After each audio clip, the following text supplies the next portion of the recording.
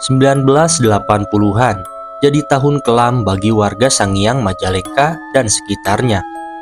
Menurut sejarah yang tercatat, banjir bandang dahsyat pernah melanda desa Sangiang, Kecamatan Banjaran yang dahulunya Kecamatan Talaga, Kabupaten Majalengka. Sontak kejadian ini pun menarik perhatian sang presiden, yang kala itu Presiden Soeharto langsung meninjau ke lokasi bencana di desa Sangiang dan Sunia untuk upaya relokasi pada awal Januari 1981.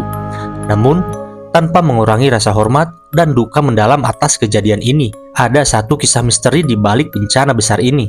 Misteri apakah itu? Simak videonya sampai selesai biar tidak gagal paham. Jadi jungkir nih si pocong, kaki di atas, kepala di bawah. Dan ketika kepala membentur tanah, membentur halaman, buk, itu pocong cetimin keseleo kepalanya dan tengkurap di atas tanah. Asli, ini penuturan dari Teh Risma. Nanti voice note-nya ada. Enten kepalanya di bawah, kakinya di luhur, noto gitu ke handapnya. Pas turun percis di bawah jambu naonnya teh jambu, bukan jambu batu yang ada arageng tuh. Pas jatuh didinya ngelumpruk, posisi jatuhnya ngelumpruk. Telami kemudian anjeunna berdiri ya pas tas sujud ada pocong anjeunna berdiri nah handapeun tangka jamu eta, jamu Bangkok. Otomatis kan abi itu loncat kalebet ngajerit abi ka aki bahwa aya almarhum cetimin berdiri di handapeun tangkal jambu. Nah, di sini yang agak aneh, bro. Waktu jam 11 sosok cetimin ini keluar lewat kuburan yang terbelah, itu bentuknya pocong kan? Nah, ketika baliknya ini dah pakai daster. Baju daster warna putih dengan rambut panjang terurai sambil gendong bayi. Nah, ketika berdiri dengan menggendong bayi yang ditimang-timang, dengan kepala menunduk, rambut terurai menutup wajah, mungkin malu karena hancur menakutkan. Tiba-tiba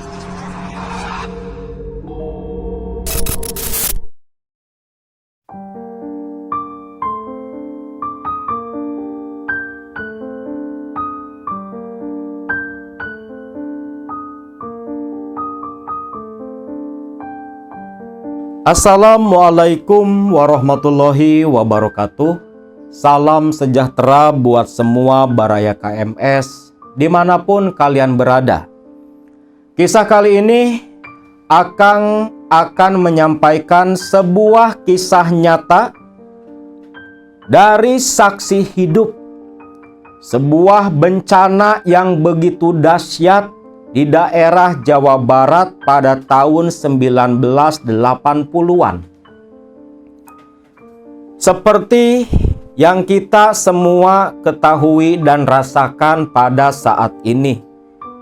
Di penghujung tahun 2025 sampai awal tahun 2026, bencana terjadi di berbagai belahan bumi Nusantara. Banjir bandang, tanah longsor, dan yang serupa menimbulkan banyak luka, duka, terlebih mereka yang mengalami langsung di lokasi bencana. Hal serupa yang tak kalah dahsyatnya dulu di tahun 1980-an sempat terjadi pula di daerah Jawa Barat, tepatnya di daerah Majalengka. Mungkin teman-teman baraya KMS yang tinggal di Majalengka, Kuningan, Cikijing, dan sekitarnya, mungkin ada yang dulu menjadi saksi hidup pula tentang kengerian bencana banjir bandang. Yang pada waktu itu menewaskan 139 orang meninggal dunia, 124 luka-luka, 13 orang dinyatakan hilang, dan 600 kepala keluarga diungsikan dari tempat tinggal mereka. Di balik bencana banjir bandang Sangiang Majalengka, selain menyisakan duka pada saudara-saudara kita yang merasakan langsung kengerian pada waktu itu, di balik itu semua, ada pula sebuah peristiwa mistis tentang arwah gentayangan dari salah satu korban yang meninggal dunia akibat bencana yang sempat meneror satu desa di Majalengka, tepatnya di Desa Sukamanah, yang kalau akang tak salah itu berada di wilayah Kecamatan Banjaran. Kisah ini dituturkan, dibagikan oleh Teh Risma, Baraya KMS narasumber kita, di mana beliau dulu menjadi salah satu saksi hidup ketika bencana itu terjadi. Teh Risma tinggal di Desa Sukamanah bersama kedua kakek dan neneknya. Nenek dari Teh Risma yang bernama Nini Rumsah memang asli orang Sukamanah, yang pada waktu itu selepas suami pertama meninggal dunia, Nini Rumsah menikah lagi dengan suami keduanya yang bernama Aki Winanta, yang berasal dari Desa Baru Jaksi. Teh Risma memang sedari kecil, dari semenjak balita diurus oleh kakek dan neneknya pasca ibu bapaknya bercerai dan masing-masing punya keluarga. Saat itu Teh Risma di rumah memang seringkali tinggal sendiri dari waktu pagi sampai menjelang maghrib, karena kakek dan neneknya bekerja di sawah yang tak jauh dari desa tempat tinggal mereka. Teh Risma masih ingat betul, waktu itu Risma kecil yang mengenyam pendidikan di sebuah SD di daerah Sukamanah. Sore hari Risma baru pulang ngaji di madrasah. Risma berjalan kaki sendiri ke rumah tempat tinggalnya yang berada di kaki pegunungan. Jam 4 sore itu, fenomena alam yang begitu aneh terjadi. Dikala musim kemarau, jauh dari musim hujan, tiba-tiba situasi alam mendadak berubah. Gelap, begitu pekat, membuat semua orang di daerah Majalengka kebingungan. Risma waktu itu setengah berlari lekas pulang ke rumahnya. Tiba di rumah, kakek dan neneknya belum ada. Baru sampai di dalam rumah, tiba-tiba turun hujan yang begitu deras, disertai sambaran petir, guntur yang menggelegar tiada henti, diikuti riuh angin yang begitu kencang. Suasana waktu itu terasa begitu mencekam. Semua orang yang ada di pemukiman berlarian masuk ke dalam rumah. Hujan yang begitu deras membuat siapapun yang waktu itu ada merasa ketakutan. Rumah Risma yang memang di depan dan belakangnya ada kolam-kolam ikan milik warga, merasa ketakutan karena tiba-tiba air meluap Air turun dari atas pegunungan seperti air bah di sungai besar. Air meluap membuat banjir merendam pekampungan. Waktu itu hanya dalam hitungan jam, kolam-kolam ikan di sekitar rumah Teh Risma meluap semua dan masuk ke dalam rumah. Risma waktu itu di dalam rumah yang betul-betul ketakutan. Air sudah merendam sampai sebatas pinggang. Ditambah langit yang begitu gelap, begitu pekat. Tak ada setitik pun cahaya, hanya ada dari sambaran-sambaran guntur yang begitu menakutkan. Situasi begitu keos, kacau. Bahkan orang-orang di sana merasa seolah sore itu akan terjadi kiamat kubro. Sampai maghrib, rumah semua warga sudah tergenang air. Perabotan di dalam rumah Risma semua terbawa hanyut keluar, mengikuti arus air yang begitu kencang. Bahkan di dalam rumah, Risma yang berpegangan kepada tiang, tubuhnya sampai beberapa kali disenggol oleh ikan-ikan dari kolam yang ikut masuk ke dalam rumah pula. Waktu itu menjelang maghrib, di tengah guyuran hujan dan riuh angin yang begitu kencang, Risma teringat akan kakek dan neneknya. Risma khawatir akan kondisi kedua orang yang begitu menyayangi Risma dan merawat dia sedari belia. Risma dengan tubuh kurus dan ringkiknya didorong rasa khawatir kepada sang kakek dan nenek. Risma pun nekat menerjang arus banjir bandang untuk mencari keberadaan kakek dan neneknya. Risma dengan sekuat tenaga dari tubuh kecilnya menerjang arus banjir. Berjalan begitu perlahan penuh kehati-hatian menuju ke sebuah pasir atau bukit, yang dimana di bawah bukit itu adalah pesawahan tempat kakek dan neneknya bekerja. Tiba di atas bukit dengan napas yang tersengal-sengal, Risma pun berteriak, "Ma, Bapak! Ma, Bapak!" Teriak Risma sambil berlinang air mata.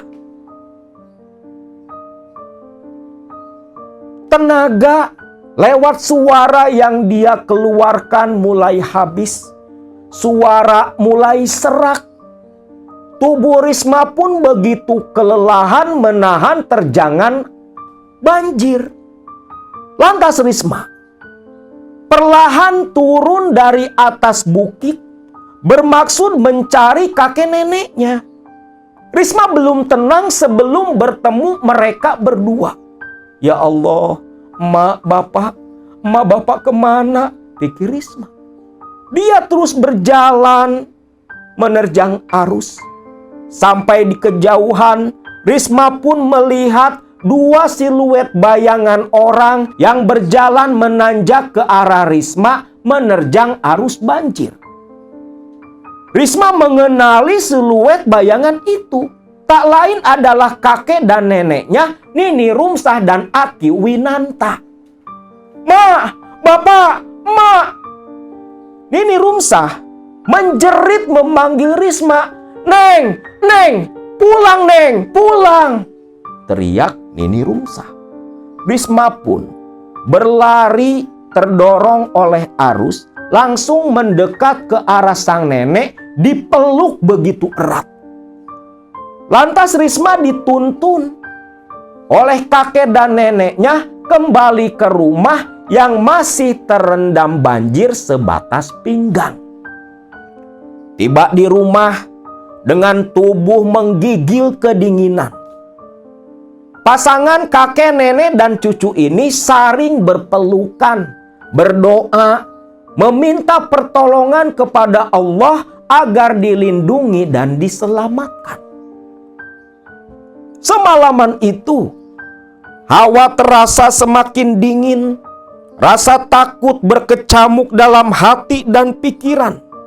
Jangankan memikirkan orang lain, memikirkan nasib sendiri saja belum tentu. Semalaman itu hujan gak berhenti, baru reda sekitar tepat jam 12 malam. Air perlahan mulai surut, menyisakan perabotan besar yang basah kuyup. Tengah malam itu, Risma beserta kakek dan neneknya duduk jongkok saling merapatkan badan yang begitu kedinginan. Tiba-tiba, di keheningan malam, mereka bertiga mendengar suara gemuruh. Gemuruh seperti air bah dari kejauhan, gemuruh yang begitu menakutkan. Sampai pucat pasi wajah Nini Rumsah dan Aki Winanta. Ya Allah ya Robbi, apa ini kiamat? Ucap mereka berdua. Risma hanya memeluk erat tubuh sang kakek sambil menggigil ketakutan. Suara gemuruh di kejauhan semakin kencang, seperti suara roda kereta api yang melaju kencang di atas bantaran rel. Begitu menyeramkan. Dan bukan hanya keluarga Risma yang mendengar itu semua, tapi semua warga Sukamanah pun mendengarkan hal yang serupa. Tepat selepas situasi mulai agak tenang, radio, alat elektronik satu-satunya yang tidak terendam air, langsung dinyalakan. Saat itulah Risma dan kedua kakek neneknya mendengarkan berita di radio yang katanya dalam berita itu banjir bandang, titik bencananya berada dekat dengan desa Sangiang. Banjir bandang itu menghanyutkan, menutup, menghancurkan, meluluh lantakan beberapa desa. Di antaranya desa Sangiang, Baru Jaksi, Legok, Sunia, dan Kareo. Termasuk desa-desa di bawah kaki gunung itu, salah satunya desa tempat Risma. Mendengar kalau Baru Jaksi, Sangiang terkena dampak yang paling parah, Aki Winanta yang memang berasal dari desa Baru Jaksi begitu gelisah. Semalaman itu tak bisa memejamkan mata karena Aki Winanta teringat akan kedua anak perempuannya, Cetimin dan Ceemeh. Sampai subuh tiba, rasa gelisah di hati dan pikiran Aki Winanta tak kunjung reda. Maka pagi itu, Aki Winanta, Risma, dan Nini Rumsah keluar dari rumah. Di luar orang-orang berkerumun, ada yang menjerit, berteriak, menangis, menjerit memanggil anggota keluarga yang belum ditemukan. Situasi begitu mencekam. Nah, di sini Aki Winanta berniat pergi ke Baru Jaksi untuk mencari keberadaan kedua anak perempuannya. Terlebih lagi, Aki Winanta khawatir akan kondisi Cetimin yang waktu itu sedang mengandung sekitar 6 maju 7 bulan. Maka pagi itu, tanpa alas kaki, dengan pakaian yang basah kuyup, Aki Winanta, Nini Rumsah, dan Risma kecil berjalan bersama naik ke pegunungan menuju ke desa Baru Jaksi. Pertama, mereka memasuki area bekas desa Sunia. Disebut bekas desa karena pemukiman sudah tak terlihat. Hampir mirip seperti banjir bandang di Aceh sana. Atap rumah itu sudah tertimbun rata dengan tanah. Jadi ketika Risma dan keluarganya berjalan, itu berjalan di atap-atap rumah warga yang sudah begitu rata.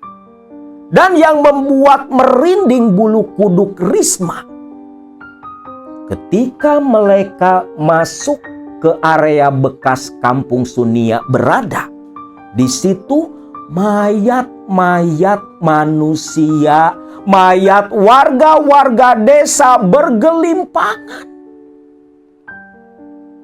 Bercampur dengan sampah dan reruntuhan pepohonan, batu-batuan yang terbawa dari puncak gunung. Begitu mengerikan. Bisa kalian bayangkan, 3 orang manusia berjalan dalam situasi yang begitu hening, memasuki bekas pekampungan yang sudah tak terlihat lagi, lewat yang di kiri dan kanan mereka melangkah, mayat-mayat manusia yang semua hampir sudah tidak berbentuk lagi. Rasa ngeri seperti itu tak bisa dibayangkan. Risma tak berhenti memeluk erat tangan kakek dan neneknya. Bukan hanya mayat-mayat manusia warga desa di sana, tetapi bangkai-bangkai hewan, sapi, domba, kerbau, ayam, semua bergelimpangan pula. Maka wajar semua orang yang terdampak pada waktu itu menganggap itu kiamat kubro. Kiamat besar. Karena gambarannya sama seperti apa yang diterangkan dalam Al-Quran. Aki Winanta semakin takut membayangkan kondisi 2 anak perempuannya. Entah seperti apa nasib mereka. Selepas lewat desa Sunia, mereka memasuki area desa Baru Jaksi, kampung kelahiran Aki Winanta. Ketika tiba di area bekas desa Baru Jaksi, yang sama tertimbun tanah, lumpur, dan bebatuan. Yang atap rumah pun tak terlihat sama sekali. Di situ, Aki Winanta jatuh terduduk lemas, menangis, berteriak memanggil kedua anaknya. "Timin, Emeh, Timin!" teriak Aki Winanta. Yang tak ada yang menjawab karena orang yang waktu itu masih hidup di lokasi itu cuman mereka bertiga. Tak ada manusia lain yang bernapas. Entah sudah ngungsi ke daerah lain atau memang semua sudah rata menjadi jenazah. Aki Winanta pun bingung karena jalan sudah tak ada. Arah ke rumah entah di mana. Hanya timbunan tanah dan batu yang berserakan. Di sini, Aki Winanta beserta istri dan cucunya Risma berjalan gontai mencari arah keberadaan bekas rumah tempat tinggal Aki Winanta yang ditempati oleh Timin, anak perempuan pertamanya. Aki, rumah teh yang mana, Ki? Rumah Cetimin di mana? Gak kelihatan, Ki, ucap Risma. Ya gimana mau kelihatan? Sudah tertimbun tanah dan bebatuan. Sampai siang mencari-cari, tiada hasil.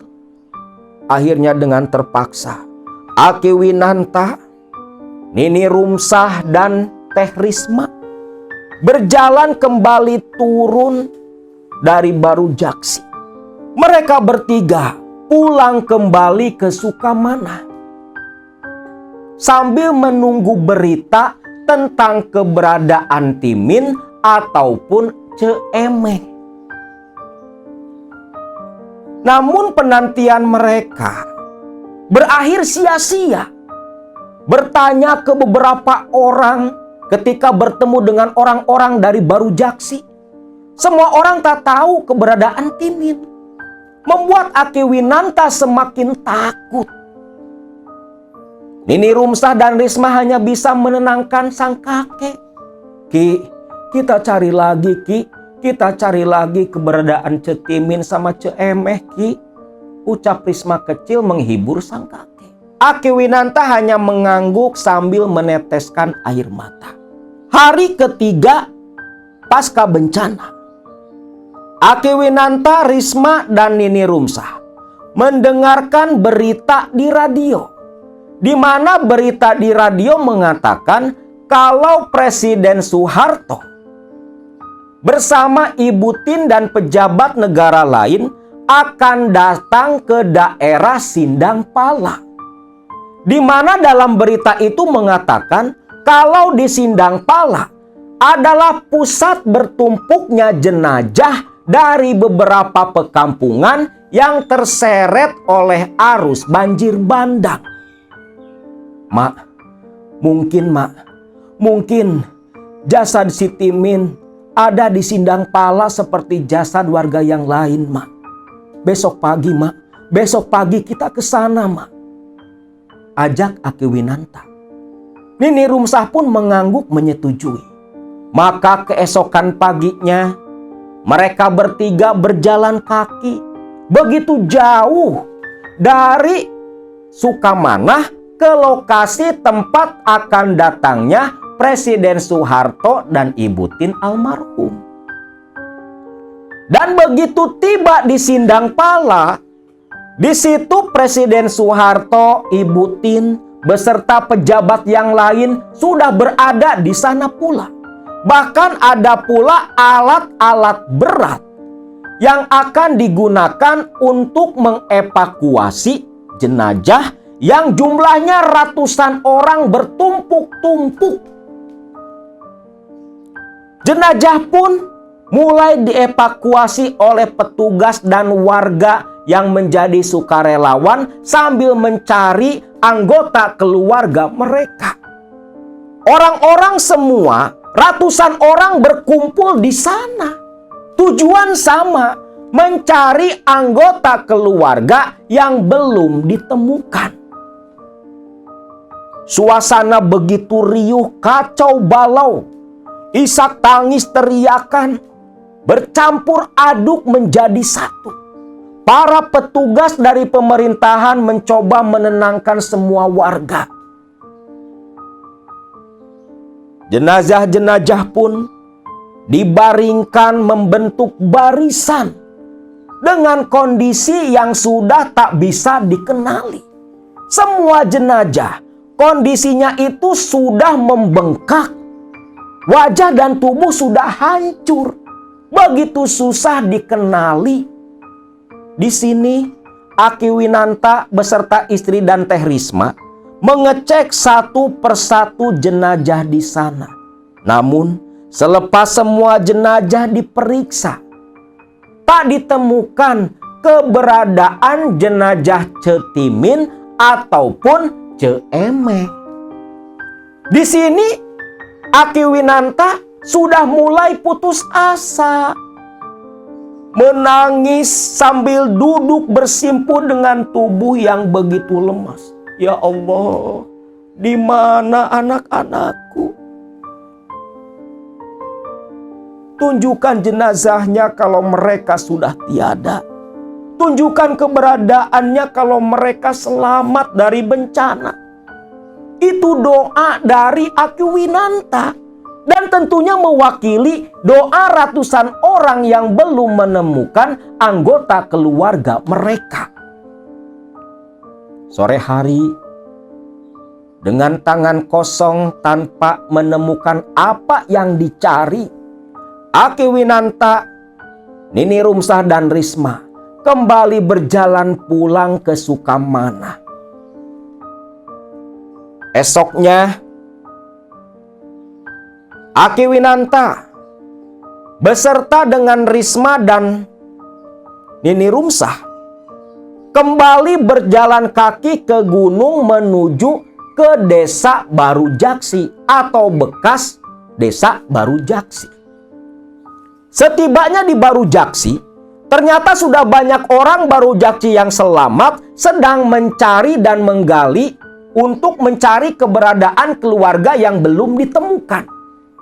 Nah, di sini Risma kecil yang memang intuisinya begitu tajam masih ingat dengan jelas di kepalanya seolah ada pemetaan tempat atau lokasi pemukiman Baru Jaksi yang terkhusus rumah kakeknya. Di sini Risma kecil berjalan-jalan sambil memejamkan mata mengikuti kata hati dan bayangan dalam pikiran. Sampai akhirnya tibalah di atap yang hanya tersisa 1 jengkal di atas permukaan tanah longsoran. Risma pun berteriak memanggil kakeknya. "Aki, Aki, ini rumah Aki!" teriak Risma. Di sini Aki Winanta yang memang mengetahui kepekaan dari Risma. Karena terus terang saja, keluarga ini tuh bukan keluarga sembarangan. Aki Winanta ataupun Nini Rumsah itu masih ada jalur ningrat dari kerajaan Talaga Manggung, Majalengka. Mereka-mereka ini bukan orang biasa. Orang-orang berilmu. Nah, Aki Winanta pun berlari ke arah Risma. Lantas dengan tangan kosong, Aki Winanta menggali lumpur, tanah, bebatuan, dan puing-puing bangunan di lokasi yang dianggap sebagai rumah tempat tinggal Aki Winanta yang diteruskan oleh Cetimin. Penggalian dilakukan sampai dibantu oleh warga yang ada hadir pada waktu itu. Sampai singkatnya, berhasillah digali puing-puing bangunan bekas rumah Aki Winanta. Namun di sini, jenazah Cetimin tak ditemukan. Sampai penggalian pun terus berlanjut. Pada waktu itu, Aki Winanta dan warga menggali bekas kamar mandi umum. Nah, ketika menggali reruntuhan kamar mandi umum inilah Aki Winanta menjerit melihat jenazah dari Timin anak pertamanya telungkup di antara tumpukan bawang merah dengan kondisi perutnya sudah tak ada, bolong. Janinnya pun dicari tak ada pula. Lantas di sini, jenazah Cetimin yang begitu mengenaskan langsung dievakuasi. Warga membuat tanduk darurat. Jenazah Cetimin pun dibawa turun untuk diurus, dibawa ke Sukamana. Waktu itu kan di Majalengka sedang musim panen raya bawang. Itu semua warga yang memang di sana kan pusat sayuran ya. Pada waktu itu lagi panen raya bawang. Maka lumpur dan puing-puing itu bercampur dengan tumpukan-tumpukan bawang merah. Jenazah Cetimin yang sudah tak ada perutnya dibawa turun ke Sukamana untuk diurus. Jenazah pun dimandikan, lantas dibalut kain kafan, dan selepas itu dikebumikan di area pemakaman Desa Sunia. Lalu pada hari kelima, selepas penguburan jenazah Cetimin, Ceemeh pun ditemukan. Yang alhamdulillahnya Ceemeh ini selamat dibawa lari oleh warga Baru Jaksi untuk mengungsi. Pasca pemakaman dari jenazah Cetimin, tahlilan pun dilakukan ala kadarnya. Pada waktu itu tahun 80-an, di desa-desa listrik itu belum masuk. Penerangan hanya menggunakan lampu teplok, patromak, atau kita biasa orang Sunda bilangnya cempor. Terkadang pakai obor dari bambu pula untuk di halaman. Dikarenakan situasi yang serba darurat, tahlilan hanya doa bersama yang dilakukan dipimpin seorang ustadz yang selamat pula waktu itu. Tak ada makanan atau apapun, karena memang kan situasinya betul-betul darurat. Tapi walaupun situasi seperti itu, warga tetap bersemangat saling mendoakan sesama saudara, sesama muslim. Jadi tahlilan itu, yang paling penting itu ya mendoakan almarhumnya, bukan masalah makanannya. Seperti di tempat akang, ada makanan gak ada makanan, tahlilan itu tetap berjalan. Karena kan niat kita itu mendoakan, bukan mau minta besek ataupun kantong kresek. Kasihan dong orang yang gak punya, kalau tahlil harus ada makanan, gak wajib makanan itu. Nah, ketika sedang acara tahlilan,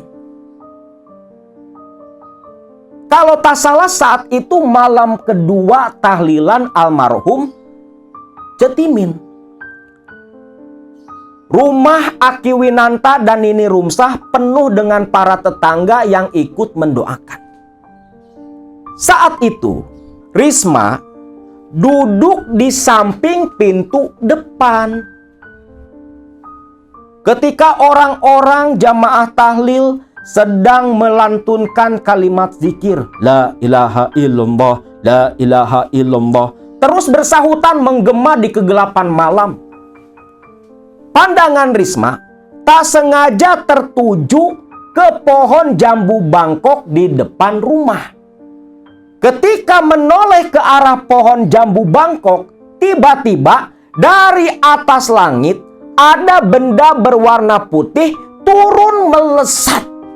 Dan begitu mendekati pohon bangkok, Risma menganga terkejut tak percaya melihat benda putih itu adalah sosok pocong Cetimin.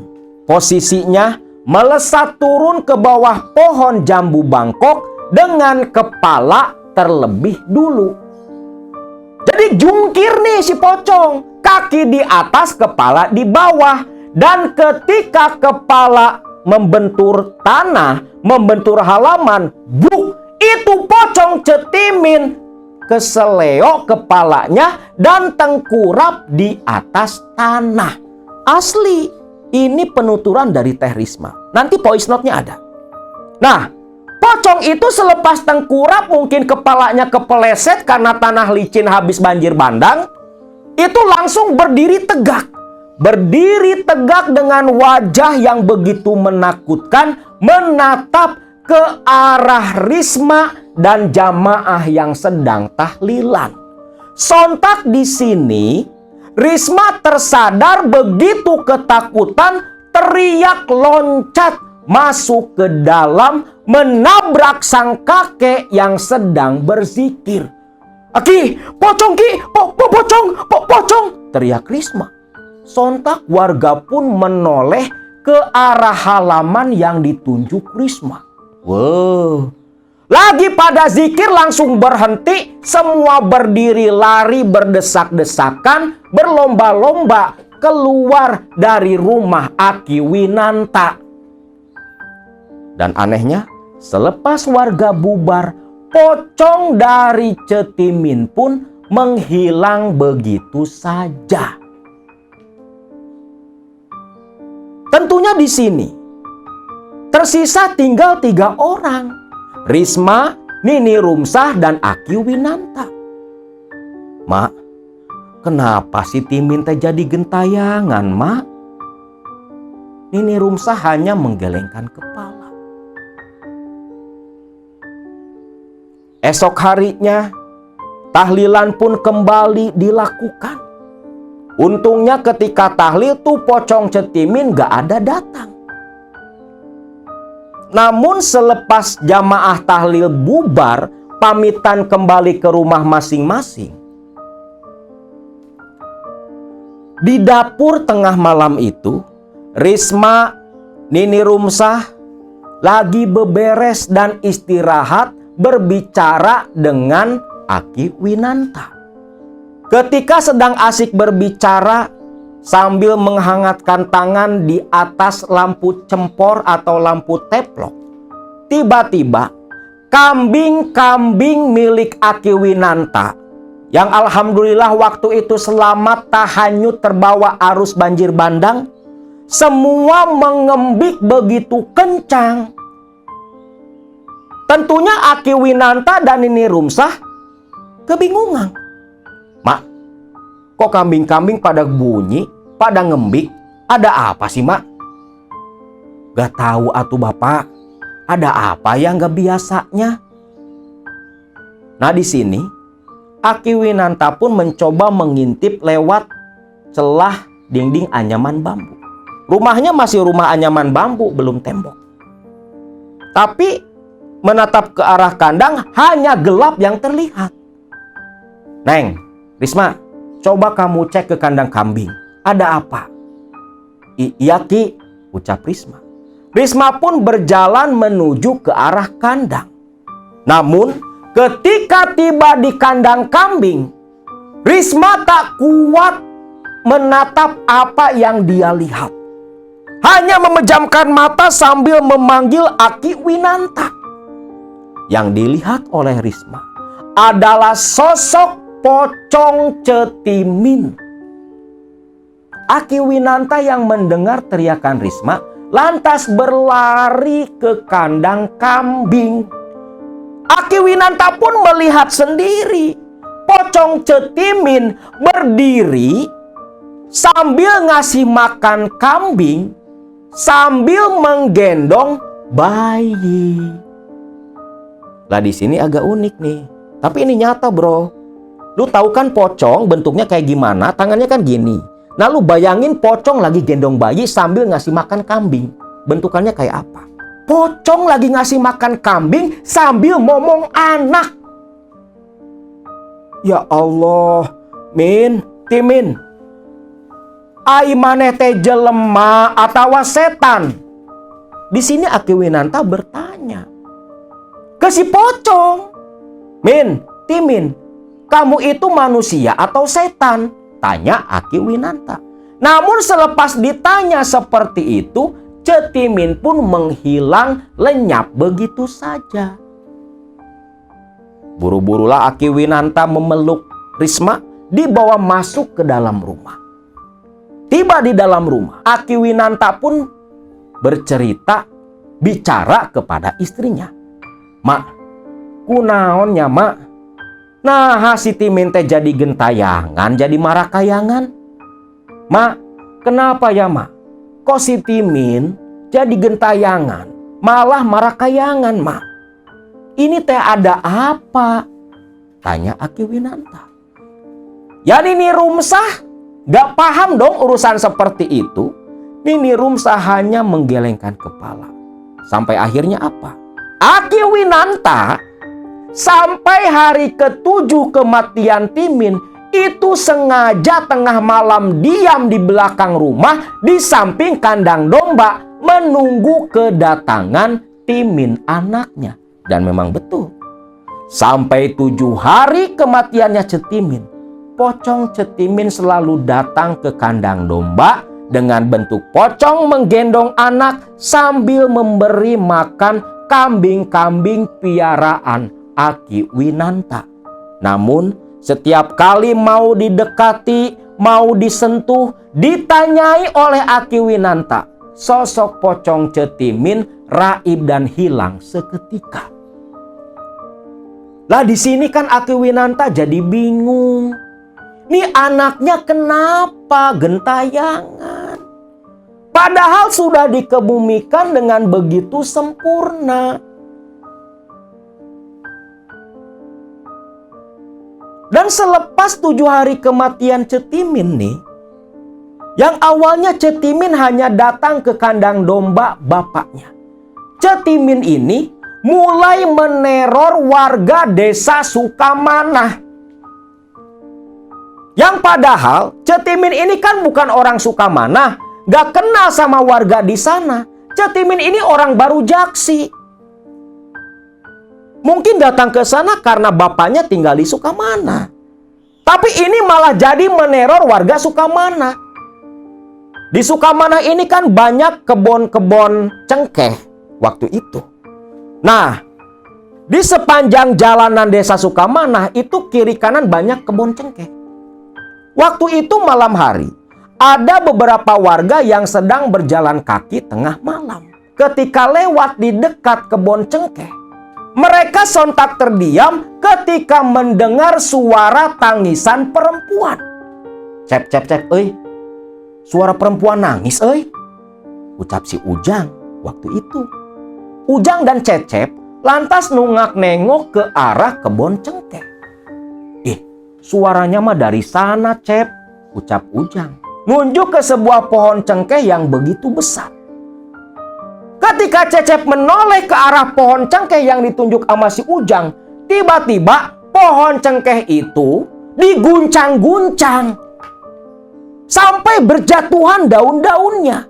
Ujang dan Cecep pun berpelukan ketakutan tatkala menyaksikan dengan mata kepala sendiri sosok Cetimin yang berbentuk pocong berdiri di cagak pohon cengkeh mengguncang-guncang pohon cengkeh itu. Ujang dan Cecep pun lari pontang-panting ketakutan. Pocong menuju ke pemukiman. Dan lebih parahnya, bukan hanya di kebun cengkeh, di pemukiman Sukamanah pun pocong Cetimin berkeliaran yang dampaknya membuat warga Sukamanah resah, bercampur ketakutan. Setiap malam tak ada berani yang keluar dari rumah. Nah, di sini Aki Winanta pun jadi beban mental. Banyak warga ngomong ke Aki Winanta, Cetimin keliaran, gentayangan, marakayangan, ganggu warga. Warga jadi nggak betah. Nah, di sini Aki Winanta selaku ayah dari arwah Cetimin merasa punya tanggung jawab untuk menyelesaikan masalah itu. Akhirnya Aki Winanta pergi menuju ke daerah Salado, sebuah desa di Kecamatan Talaga. Yang dituju Aki Winanta adalah seorang kiai yang sebut saja bernama Kiai Jamaluddin. Waktu itu menuju ke daerah Salado, Risma ini dibawa oleh Aki Winanta. Ceritanya, Aki Winanta dan Teh Risma ketemulah nih sama Kiai Jamaluddin. Bertegur sapa, bertanya kabar, bersalaman. Aki Winanta pun menceritakan masalah arwah anaknya yang gentayangan. Gini Kiai, saya teh datang kemari mau minta tolong. Ada apa tuh Bapak? Itu Kiai, anak pertama saya yang meninggal dunia. Itu arwahnya gentayangan di Sukamanah. Sudah bikin resah warga Kiai. Tolonglah Kiai, tolong bantu saya agar arwah anak saya itu bisa tenang. Pinta Aki Winanta. Kiai Jamaluddin pun menyetujui dan menyanggupi untuk mengurus arwah Cetimin yang gentayangan neror warga. Ya sudah atuh Ki, besok malam Jumat saya ke Sukamanah. Kita sama-sama urus arwah Cetimin. Alhamdulillah, syukur atuh Kiai. Kalau gitu, Bapak sama si Eneng mau pulang lagi ke Sukamanah. Besok Bapak tunggu di rumah. Iya, Bah. Nanti saya datang ke sana, ucap Kiai Jamaluddin. Aki Winanta dan Risma pun balik lagi ke rumah. Nah, esok harinya menjelang maghrib, Kiai Jamaluddin pun datang ke rumah Aki Winanta. Kiai Jamaluddin menanyakan di mana kuburan dari Cetimin. Ki, kuburannya si Timin teh di mana? Di Sunia, di makam umum. Mau ke sana? Ya iya tuh Ki, kita langsung harus datang ke sana. Sekarang kita sholat maghrib dulu berjamaah. Ajak Kiai Jamaluddin. Pada sholat dulu nih di rumahnya Aki Winanta. Sholat maghrib, lantas disambung sholat isya biar tenang. Selepas isya, Kiai Jamaluddin mengajak Aki Winanta menuju ke pemakaman Sunia. Dan di sini Teh Risma yang masih SD ini dibawa oleh Aki Winanta, diajak. Loh, ini kok aki-aki cucu masih kecil kok diajak ke pemakaman? Jangan salah paham. Disinilah bentuk bimbingan pendidikannya Aki Winanta ke sang cucu agar mentalnya kuat. Jangan samain dong parenting zaman POC sama zaman sekarang. Beda lah. Kita juga ngalamin dulu loh. Kerasnya didikan seorang guru, seorang ayah, seorang kakek itu seperti apa. Akang merasakan sendiri. Didikan seorang kakek jebolan zaman perjuangan. Jebolan bambu runcing perang sama Jepang. Weh, jangan salah. Akang aja kalau sholat nggak kelihatan sama kakek, ditendang, disuruh sholat lagi. Udah sering tuh sholat duhur, sholat maghrib sampai 2 kali. Tapi ya kerasanya ya sekarang udah dewasa gitu. Hasil didikan mereka. Dan itu pun yang dirasakan oleh Teh Risma. Sebelum berangkat ke pemakaman Sunia, Risma disuruh bawa botol kecil oleh Kiai Jamaluddin. Dan Kiai Jamaluddin pun membawa sesuatu di dalam kantung kresek yang dilihat oleh Teh Risma seperti ruas bambu. Singkat cerita, selepas sholat isya waktu itu, Kiai Jamaluddin Aki Winanta yang menuntun Risma berjalan bersama menuju ke pemakaman Sunia. Masuk ke area pemakaman yang memang di situ dikelilingi oleh kebun-kebun warga, ada rumpun-rumpun bambu pula.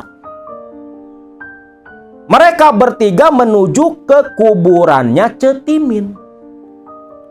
Selepas dekat dengan kuburan Cetimin, Kiai Jamaluddin berkata, "Abah, Neng, sembunyi saja di rumpunan bambu sebelah sana.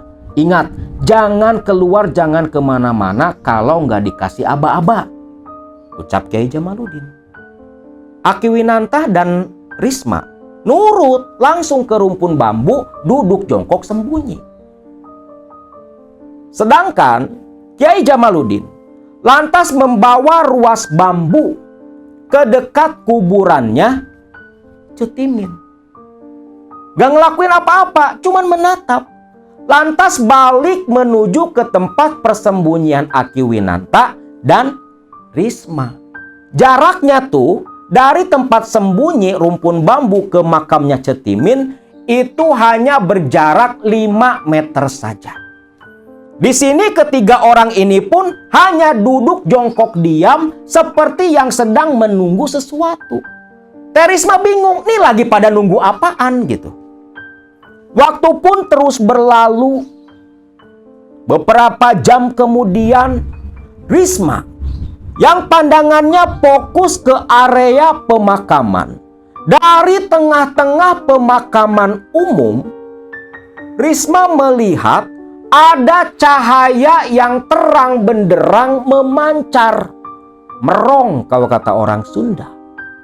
Nah, dari cahaya yang berasal dari sebuah kuburan, tiba-tiba Risma terbelalak, begitu kaget bercampur takut melihat ada sesosok anak kecil berusia 5 tahunan terbang mengendarai sepotong pohon bambu yang di ujung pohon bambunya itu tergantung lampu patromak.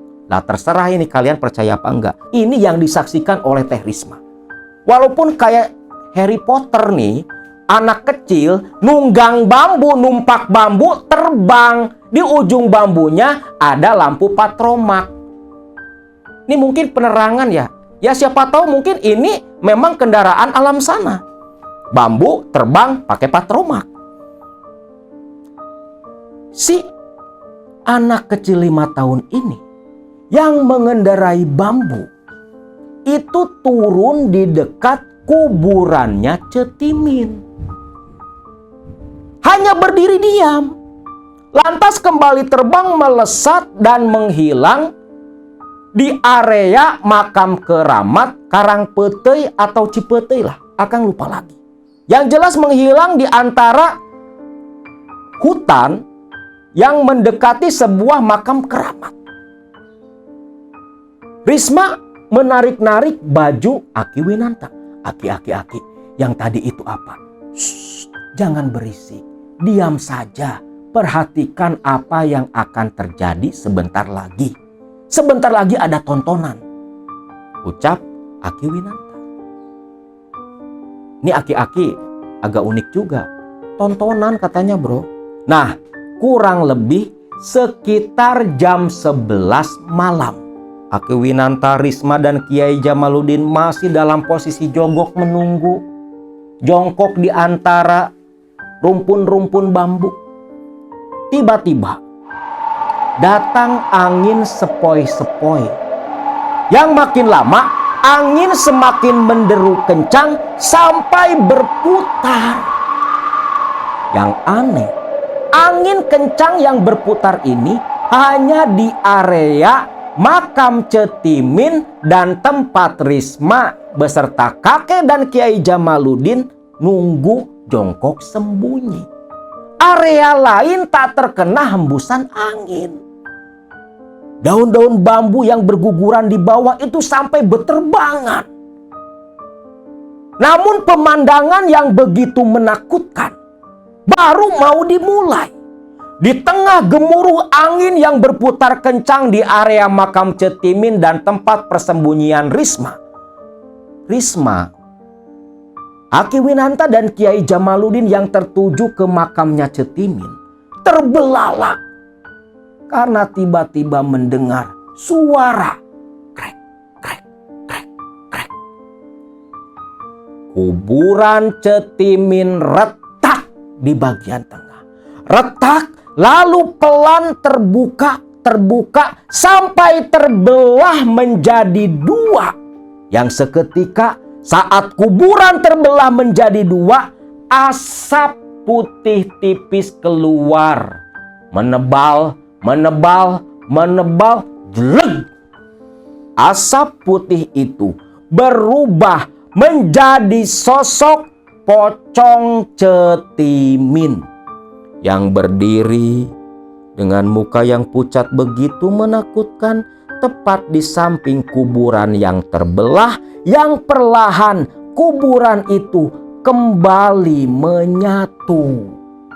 Lantas Cetimin loncat melesat ke arah selatan menuju ke area pemukiman. Selepas sosok Pocong Cetimin loncat ke daerah selatan, Kiai Jamaluddin pun loncat dari tempat persembunyian sambil menenteng ruas bambu yang langsung dia tancapkan tepat di lokasi asap putih tadi keluar. Nah, mungkin Baraya KMS agak nggak asing kan dengan metodenya Kiai Jamaluddin. Karena dulu kan sempat juga Akang bercerita tentang pocong yang gentayangan yang dikuburnya asal-asalan, itu metode penyelesaiannya sama. Karena memang seperti itu. Bahkan dulu Akang melakukan hal serupa. Pakai ruas bambu yang nantinya didoakan, dikuburkan kembali. Nah, ini pun sama. Ruas bambu langsung ditancapkan oleh Kiai Jamaluddin, lalu dia kembali lagi ke tempat persembunyian. Suasana kembali hening. Risma sudah bisa membayangkan sebagaimana chaosnya di pemukiman malam itu. Pasti nih, Cetimin gentayangan lagi keliaran. Nah, waktu terus berlalu, Risma sudah mulai terkantuk-kantuk. Namun dia berusaha kuat tetap membuka kelopak mata. Tak terasa menjelang jam 3 dini hari. Jam 3 dini hari, tiba-tiba kembali muncul angin yang begitu kencang, berputar. Lalu tak lama datang terbang hembusan asap. Gumpalan asap yang terbang melayang itu langsung membentuk jadi sosok Cetimin berdiri di samping kuburannya. Nah, di sini yang agak aneh, bro. Waktu jam 11 sosok Cetimin ini keluar lewat kuburan yang terbelah, itu bentuknya pocong kan? Nah, ketika baliknya ini dah pakai daster. Baju daster warna putih dengan rambut panjang terurai sambil gendong bayi. Nah, ketika berdiri dengan menggendong bayi yang ditimang-timang, dengan kepala menunduk, rambut terurai menutup wajah, mungkin malu karena hancur menakutkan. Tiba-tiba dari bawah bagian tubuh Cetimin, bagian kakinya itu berubah jadi asap seperti yang tersedot ke ruas bambu yang ditancapkan Kiai Jamaluddin. Kayak asap kesedot, bro, kayak jin tomang balik ke lampu. Ini dari kaki Cetimin itu jadi asap, kesedot masuk ke dalam ruas bambu sampai menghilang seutuhnya. Lalu Kiai Jamaluddin loncat setengah berlari menutup ujung ruas bambu. Alhamdulillah. Abah, Neng, yuk kita balik lagi ke Sukamana. Sudah selesai, ucap Kiai Jamaluddin, yang langsung mengajak mereka berdua pulang sambil memegang erat ruas bambu yang ditutup barusan. Pagi hari di desa Sukamana, Aki Winanta mengumpulkan para tetangga sesuai perintah dari Kiai Jamaluddin. Untuk apa? Para tetangga semua didatangkan, diundang untuk kembali melakukan tahlilan, mendoakan ruas bambu yang berisi sosok arwah Cetimin semalam. Ruas bambu itu didoakan kembali, tahlilan seperti tahlilan jenazah. Selepas itu, ruas bambu itu pun dikubur tepat di samping kuburan Cetimin. Nah, selepas dikuburkan di samping kuburannya Cetimin, teror sosok arwah Cetimin pun berhenti seketika. Warga Sukamana mulai kembali tenang, bisa beraktivitas seperti biasa. Selepas kejadian itu, situasi sudah kembali tenang. Tak terasa sudah 40 hari pasca penguburan jenazah Cetimin. Aktivitas sudah berlangsung seperti biasa, walau di titik-titik terdampak yang begitu parah masih diadakan beberapa penggalian mencari korban jiwa. Waktu itu Pak Harto almarhum dan Ibu Tin almarhumah beserta para pejabat terkait itu membangun pemukiman darurat, rumah-rumah petak seperti perumahan berderet untuk para korban yang terdampak bencana banjir bandang Sangiang. Nah, selepas 40 hari kematian Cetimin, situasi kan udah mulai tenang lagi. Teror Cetimin udah hilang. Namun siapa sangka, satu malam saat itu Risma, Nini Rumsah, Aki Winanta malam hari masih terjaga sedang ngobrol berbicara sambil menikmati rebus ubi. Tiba-tiba pintu depan diketuk dari luar. Mak, ada tamu tuh, kayaknya tetangga, ucap Aki Winanta. Nini Rumsah pun bergegas menuju ke pintu. Ketika pintu dibuka, Nini Rumsah hanya bisa terbelalak dengan mulut menganga. Di hadapannya berdiri sosok Cetimin dengan penampilan yang sudah lebih baik, mengenakan baju kurung warna putih dengan cindung kerudung putih pula. Nah, Cetimin dengan muka pucatnya berkata kepada Nini Rumsah, "Mak, tolong mak, tolong carikan anak Timin mak. Carikan anak Timin yang masih tertimbun reruntuhan rumah mak. Carikan mak, Timin belum bisa tenang sebelum anak Timin ditemukan mak." Itu kata-kata arwah Cetimin. Yang selepas menyampaikan pesan itu, Cetimin pun menghilang lenyap dari pandangan Nini Rumsah. Selepas Nini Rumsah kehilangan sosok Cetimin di hadapannya, barulah dia tersadar lantas berbalik lari menuju Aki Winanta. "Ada apa tuh mak? Lari-lari kayak orang ketakutan." "Bapak, tadi teh si Timin pak, si Timin." "Si Timin? Bukannya dia udah tenang? Udah diberesin sama Kiai Jamaluddin? Ada apa mak?" "Itu pak, si Timin minta tolong dicarikan anaknya, janinnya pak."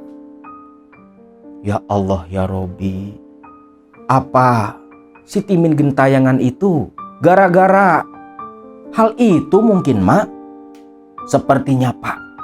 "Bagaimana ini pak? Kita nyari kemana?" "Ya sudahlah mak, kita besok berangkat ke Baru Jaksi. Kita cari di sana. Mudah-mudahan janinnya si Timin bisa ditemukan." Singkat cerita, Aki Winanta, Nini Rumsah, Teh Risma, dan warga berangkat ngalut ngabandayut berombongan menuju ke Baru Jaksi. Untuk apa? Mencari keberadaan janinnya Cetimin. Puing-puing disingkirkan, dibersihkan.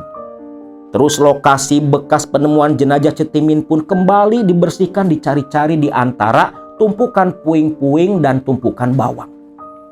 Namun selepas sekian lama mencari, keberadaan janin Cetimin ini tidak ditemukan. Lu bayangin dong, udah 40 hari lebih nih. Ya udah hancur lah. Orang dewasa aja, kondisi jenazah dikuburkan selepas 40 hari, itu menyisakan tulang belulang dan serpihan daging saja. Apalagi ini janin yang belum keluar. Nah, si Risma, dia tuh ngelamun. Ingat ama kejadian pertama kali kemunculan sosok pocong Cetimin. Itu kan muncul di bawah pohon jambu Bangkok. Disambung-sambungin nih sama Risma. Cocokologi lah kalau orang dewasa sekarang. Nah, tak jauh dari rumah Aki Winanta itu ada kebun jambu batu biji. Jambu batu biji. Nah, tak jauh dari rumah Aki Winanta yang tinggal puing-puing itu ada kebun jambu biji. Risma pun beserta Aki Winanta pergi ke sana. Tiba di kebun jambu biji, di situ ada tumpukan kasur. Kasur yang hanyut oleh banjir bandang. Kasur itu pun diangkat oleh Aki Winanta dan warga. Ketika tumpukan kasur diangkat, ternyata di bawah tumpukan kasur yang pertama itu ada sosok janin yang sudah hancur, hanya bisa dikenali lewat ari-ari yang masih utuh. Sadarlah Aki Winanta kalau itu janinnya Cetimin.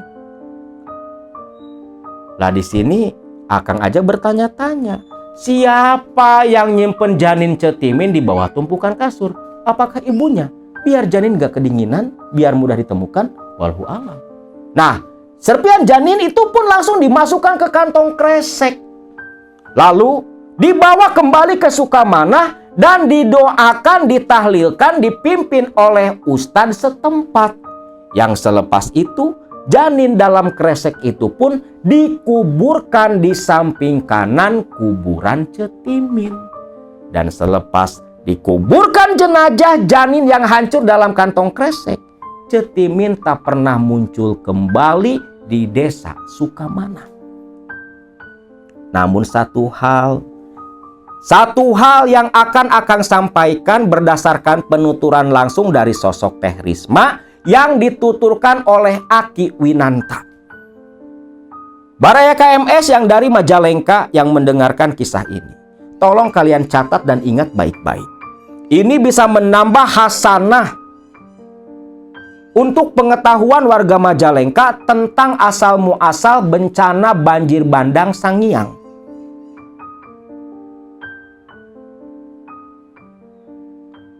Menurut penuturan Teh Risma, beberapa hari pasca selesai penguburan janin dari Cetimin, Aki Winanta berbicara, menceritakan asal-usul, asal mula penyebab banjir bandang Sangiang.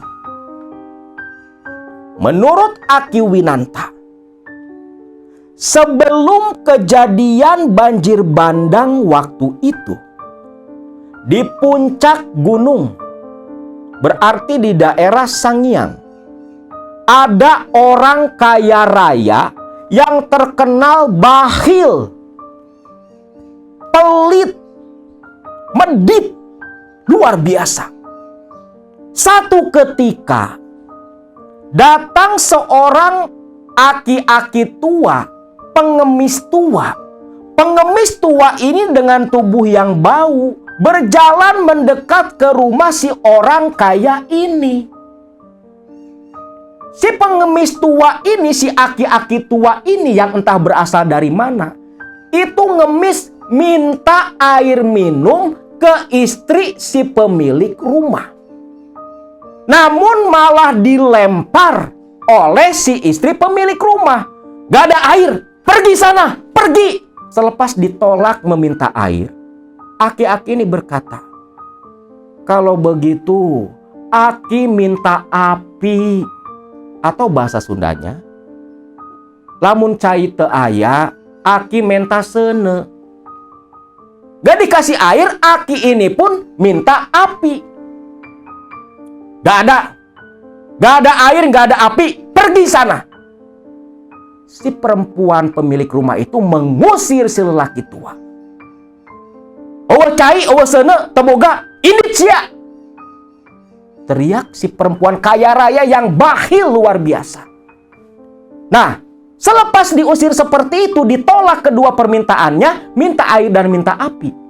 Laki-laki tua misterius ini pun berkata, kalau memang gak punya air, gak punya api, nanti saya kirim air dan api. 3 hari dari sekarang, tepat jam 4 sore. Air dan api saya kirim ke tempatmu, ucap lelaki tua pengemis yang langsung pergi dari halaman rumah si perempuan tadi. Kejadiannya 3 hari kemudian, tepat jam 4 sore, langit di Sangiang, Majalengka, gelap gulita. Turun hujan deras, sambaran petir, gemuruh angin yang begitu kencang seperti kiamat.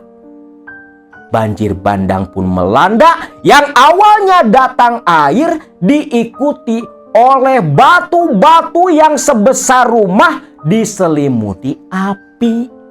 Dan yang menceritakan hal itu adalah si pasangan suami istri kaya bakhil ini bercerita kepada orang-orang yang mereka baru tersadar selepas kejadian ketika teringat pada sosok si aki-aki yang minta air dan api ke rumah mereka. Mereka menyesal karena akibat dari kesombongan mereka berdua, kebahilan si istri, dampaknya berakibat kepada ratusan bahkan ribuan warga di daerah sana. Ini tak tercatat loh dalam blog apapun, dalam sejarah apapun. Ini kesaksian langsung dari Aki Winanta yang langsung diceritakan kepada Risma. Dan banyak orang yang mengetahui kisah ini pula. Hanya saja mungkin enggan mempublis kisah sebenarnya di balik bencana banjir bandang Sangiang tahun 1980-an. Nah, itulah kisah misteri di balik bencana besar di Majalengka sana.